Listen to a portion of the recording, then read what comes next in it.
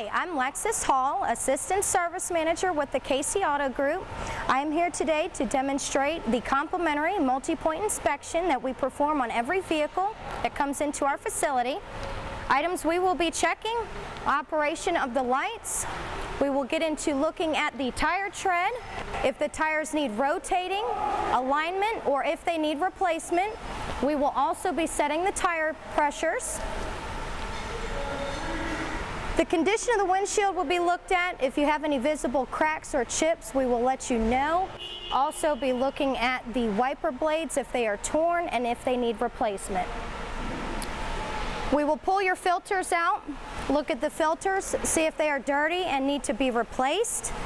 Test the battery based on the cranking amps required for the battery and look and see if it needs to be replaced or recharged. Brake fluid, coolant, transmission fluid, power steering, and your oil. All fluids will be checked on the vehicle. Condition of belts, hoses, and all other components. Ensure there are no oil leaks on the vehicle. Most importantly, we will be checking the inboard and outboard brake pad measurements on the vehicle. If pads are to a point where they need to be replaced, we will advise our customer.